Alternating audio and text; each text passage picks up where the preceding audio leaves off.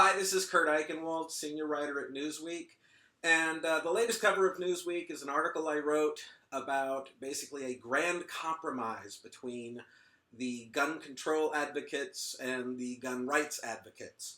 And starting last week, I was asking you on Twitter to send in questions that I could answer on this YouTube channel. I also got a lot of useless comments, the kinds that unfortunately are too common on the internet and really waste everybody's time. There was idiot, commie, fascist, basically any kind of name you wanted to come up with was just thrown at me. You know, if you want to engage in a debate, if you want to engage in a discussion, then let's have one. So on the other hand, I did get a lot of really great questions and a lot of really interesting thoughts, and I'll take them one at a time. For example, David Carner says, "Missing from this article is the fundamental paradox of gun control. How can we trust the government to regulate guns when the very reason we have gun rights is to protect us from the very same government?" One of the common questions from the guns rights advocates was the concept that the Second Amendment was adopted to protect the people against the tyranny of government. And you know, there are people on the arms control side who say that's not true. In fact, it is. That is what the debate was about. When the Bill of Rights was being written, that's what Madison was talking about. But there's a problem. And that is, back when the Second Amendment was passed, there was no such thing as a national army. Now, there was an army under the leadership of George Washington, but it was really a compilation of a bunch of state militias. So the world we lived in back then was different. Now that we do have a national army, you got to ask the question, who are these people talking about shooting? Because that's the issue. When you say tyrannical government, what does that mean? If we're talking about the United States government, the federal government, which is usually what these guys are talking about, you're talking about shooting American troops. And you're talking about shooting American troops with whatever weapon you have. You don't have a drone. You don't have a Stinger missile. You don't have the capability to stand up to the United States military. And so this sort of fantasy, I'm sorry, it is a fantasy, that the military is going to attack its own country, doesn't even hold any logical sense. You can't hold them back. Trained, young, great American troops will definitely overwhelm any group of individuals who are not trained to work together, who do not have the ability to fight off an army. You're not going to be running off and shooting a bureaucrat at the IRS. When you're talking about government tyranny, you're talking about fighting a war against the United States military. So to be concerned about tyrannical government when you couldn't ever fight them off, you couldn't ever shoot an American soldier, I hope, is just sort of a misinterpretation of where we stand now. Warren Litzinger writes, "This is a compromise proposal. It might as well have been written by Wayne LaPierre." For those who don't know, that's the head of the National Rifle Association. "What is never mentioned in the gun debate is that the Second Amendment was never intended to guarantee that American citizens could keep any arms they wanted. The authors could not possibly envision the evolution of modern super-lethal firearms or the complex evolution of American society." To answer that in two parts, I think if Wayne LaPierre read this and advocated it, he would have a brain aneurysm. We're talking about a system where you have universal background checks, where you are banning high-capacity magazines. There's a lot of stuff in here that the NRA would never get behind. Now, the concept of the compromise, and it has to be a compromise, the concept of the compromise is that both sides have to give something up. And what we're talking about giving up here are things that, when you take a step back and think about them, really shouldn't matter to either side. I mean, Mr. Litzinger is right. American society has changed. The founders could not have envisioned where things are today. But that doesn't really matter anymore, because what does matter is what the Supreme Court says. And in the 2010 Heller case, a majority of the Supreme Court ruled that the individual right to guns stands. And also, let's take this to another level. Suppose we're talking about the First Amendment. There is no way that the founders could have envisioned that I am sitting here talking on a camera on the internet. There is no way they could have envisioned broadcast television. There is no way they could have envisioned radio. There is no way they could have envisioned 90% of the communication systems we now have. But all of those have had the First Amendment, freedom of speech, applied to them in one way or the other. And so the fact that the weaponry has changed really is not of a significant issue. The fact that society has changed, I would say, is a significant issue. Again, this goes back to the fact that we didn't have a standing army. And, our national army was a bunch of militias. So, these are issues that need to be considered. But, again, this is not Wayne LaPierre's dream. Donovan Gwynn asks, so in your words, intrude on gun owners' rights by unconstitutionally banning things that pose no harm in the right hands? Well, Donovan, one of the problems here is that a lot of gun owners assert what the Constitution is and what it says. And as Justice Scalia said, and again, we're talking about one of the most conservative justices ever to rule on anything related to the Second Amendment, the right isn't absolute. You don't get to have anything you want. He said gun regulations do fall within the purview of the Constitution. It just depends on the nature of the regulation. And what the federal courts have established is this concept, for lack of a better term, of a target. In other words, if you are at the center of the Second Amendment, and that is guns, then that's an issue to be considered. If you're getting to the periphery of the Second Amendment, and in this case they were referring to high-capacity magazines, then the government has the right to weigh public safety versus the periphery of the right.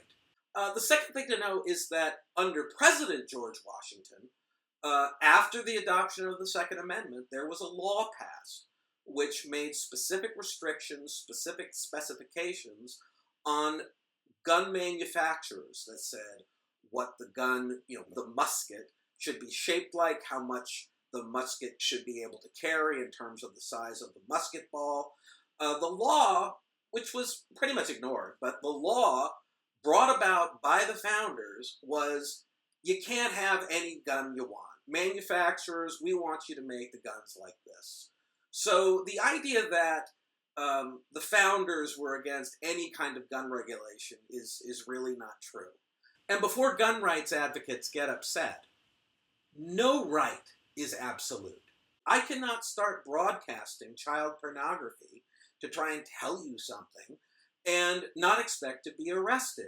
I can't make a YouTube threat against a high official in the government and not expect to possibly be arrested. I cannot incite immediate violence. I cannot be calling on people to attack a police station without violating the law. And all of these things are limits on the First Amendment. So which is it? Is the First Amendment right to freedom of speech not absolute, but the Second Amendment right to keep and bear arms is absolute? You can't have it both ways, and under law, you don't get it both ways. But then, Donovan, you bring up an element of your question that I think is probably the most important thing that, I'm sorry, it kind of exposes the hypocrisy of gun owners. You're right. I don't care if a gun owner who is a responsible, law-abiding gun owner has 50 guns. I don't care. But the problem is, gun rights advocates are refusing to allow us to find out who is good and who is bad. In other words, if you are a criminal, you can engage in a private transaction to buy a gun. You can buy any gun you want in a private transaction so long as it can be legally sold in the United States. So I can go to jail for armed robbery. I can come out the next day. I can walk down the street or to a gun show and buy a high-powered rifle. I can buy a high-capacity magazine, and I can go and rob myself some more banks. And that doesn't make any sense. The system doesn't make any sense. I want responsible gun owners to be able to have their guns. If you fight any means of keeping guns in the right hands, well, then you're in a system where what your argument is makes no sense. We need a better background check system, and that deals with the guns. Now, in terms of the high-capacity magazines, I'm not going to say that you have the right to that. Again, it's on the periphery of the Second Amendment. The courts have upheld that they can be banned. And no gun owner needs it. If you need 30 shots to take out, or 50 or 60 or 100 shots to take out someone breaking into your home, you don't need a high-capacity magazine. You need target practice. The second thing to know is that under President George Washington, after the adoption of the Second Amendment, there was a law passed which made specific restrictions, specific specifications on gun manufacturers that said what the gun, the musket, should be shaped like, how much the musket should be able to carry in terms of the size of the musket ball. The law, which was pretty much ignored, but the law brought about by the founders was you can't have any gun you want. Manufacturers, we want you to make the guns like this. So the idea that the founders were against any kind of gun regulation is really not true. Todd Cuddington said in a tweet, "I like the article. Steps in it would be progress. My question, any limits on speed, e.g. bump fire, or magazine size limit enough?" For those of you who don't know what bump fire is, I'm going to show it to you right now. So basically what you're looking at is a trick. It's a mechanism where it allows the gun to bounce back and forth at the speed that that's pulling the trigger over and over again by the movement of the gun, so that it's shooting like an automatic weapon. And this is probably one of the more ridiculous inventions ever conceived. First of all, look at the gun. Look at what's happening with the gun. This person has absolutely no aim. The gun is moving all over the place. One of the gun rights advocates who tweeted me said, "Oh, these bump fire guns, or these bump fire accessories are just shooting range toys because they have no accuracy." Well, that's the point. Legitimate gun owners have no real purpose for them. They're just fun. They're fun to have what's the equivalent of an automatic weapon. It does the same thing. It shoots like a machine gun. But guess what? Mass murderers don't need aim. If Holmes, who shot people up in the Aurora Theater, walked in and had one of these guns, he could just spray the crowd. It doesn't matter. He doesn't care who he's hitting. This kind of accessory is a toy. And it is a toy that at some point is going to kill hundreds of people. And I'm sorry, gun folks, you got to give up things. You can't have a weapon that serves no real purpose. Are you going to be in your home and sweep your home with an automatic weapon because some criminal comes in? Of course not. Well, you have no aim? Of course not. You're not going to. But is a mass killer walking into a football stadium going to do it? Sure. Because they'll hit anything they want. And so, yeah, Todd, excellent question, and they should be banned absolutely. They serve zero purpose. Captain Steve Rogers, I love the name, says in a tweet, "You call gun reform activists childish extremists. Show me anyone who is calling for collecting and banning all guns." I want to call you Captain America, but I won't. Well, Steve, an extremist in this circumstance is not somebody who wants to collect and ban all guns. Fundamentally, it's illegal. You can't do it. There is a constitutional right to keep and bear arms. I consider extremists to be people who don't understand guns, who don't understand the difference. For example, there are a lot of people who don't understand that automatic weapons cannot be obtained easily at all. But gun control advocates want to go after things that look bad.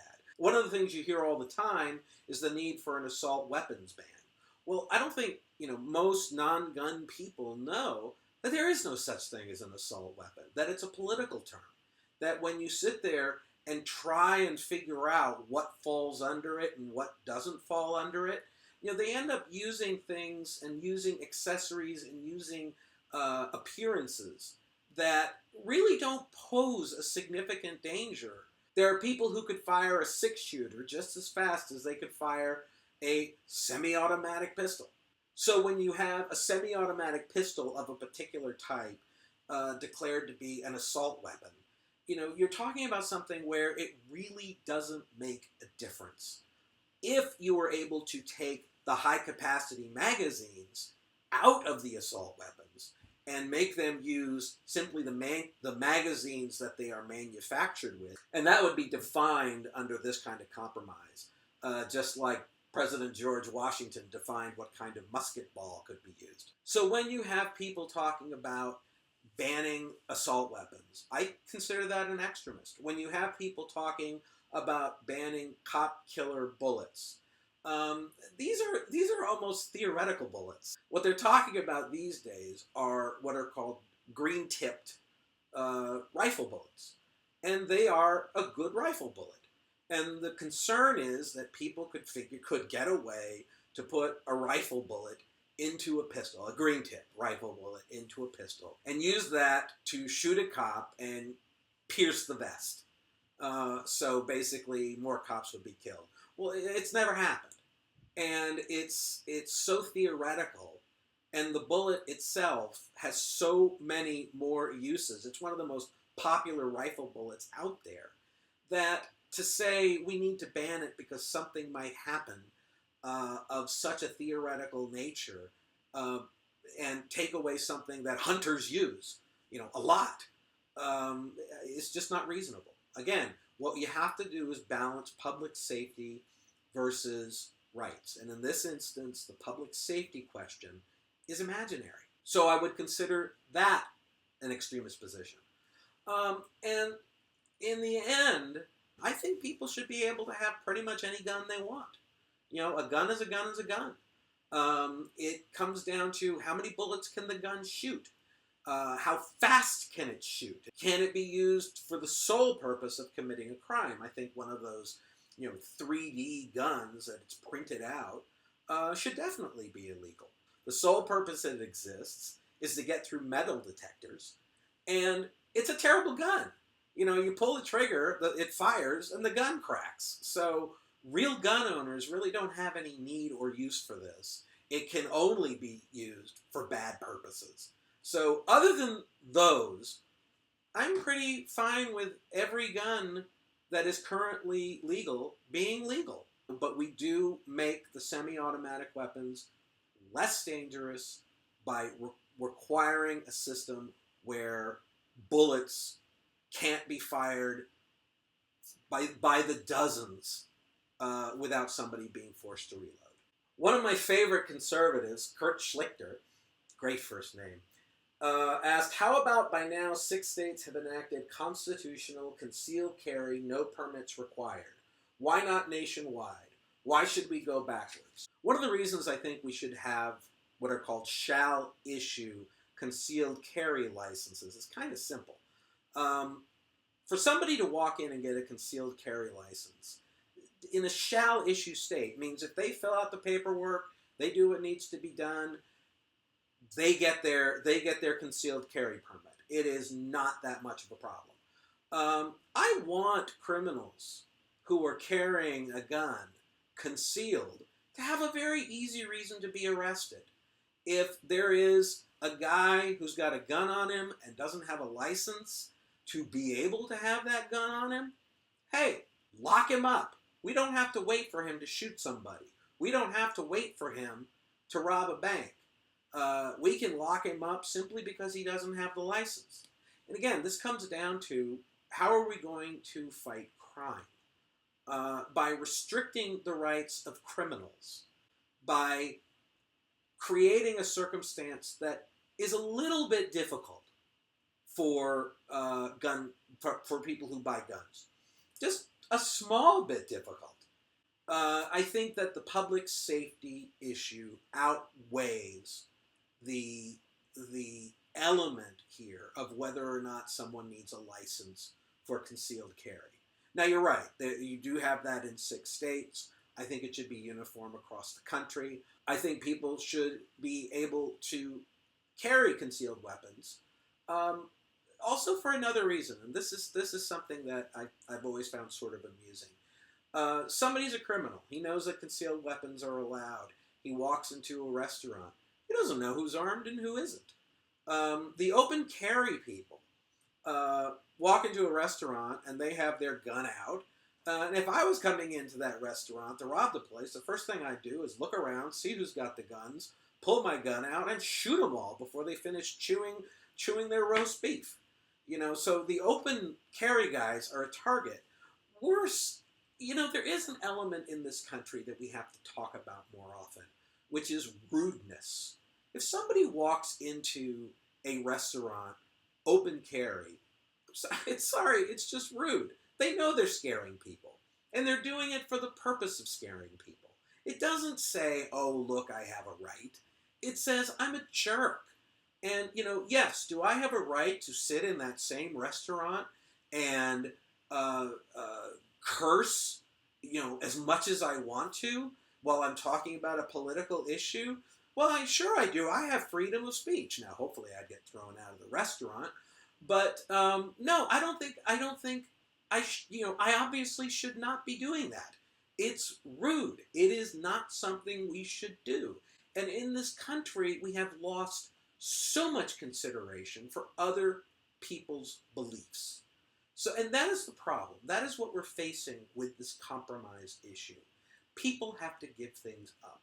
And the reason they have to give things up is because we are Americans.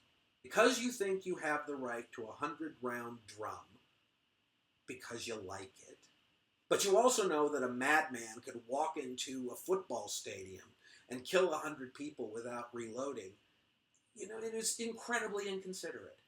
And it sounds mild, you know, rude, inconsiderate. But, you know, we're Americans. We're supposed to actually care about each other. And unfortunately, neither side does. I want people who like guns to be able to have guns. And I want people who have guns to recognize that lots of innocent people are being slaughtered because of accessories that didn't exist a couple of decades ago. And that fundamentally don't change anything for you. The other main issue here to understand is that the Heller case, which I discussed earlier, was decided on a 5-4 decision. If one vote had flipped, bans on handguns in the District of Columbia would have stood. The initial part of the Second Amendment about militias would have been playing a much larger role in determining who gets to keep what kind of gun. Without a compromise, without gun owners compromising, you could lose it all. You could end up with far greater restrictions than I'm talking about. And without gun control advocates being willing to compromise, and largely being willing to compromise on guns they don't understand. Without that compromise, we're going to keep seeing mass slaughters. And so it really comes down to, what do we want? Do we want perfection, or do we want a country where people can feel safe in whatever way they need to feel safe, and can feel respected by those who disagree with them? And that really is what this magazine article was all about. Well, thank you for your questions. I hope I answered them. I am also going to answer other questions. I'll come back and do another video if you want, but I'm not going to take Twitter questions. I'm going to take, down there's the comment section, and put your questions in the comment section, and I will come back and do another video answering those questions. Also, it'd be great if you subscribe to the channel. That way you'd know when I posted something, and it'll be fun for all of us. So that's it for today. See you next time.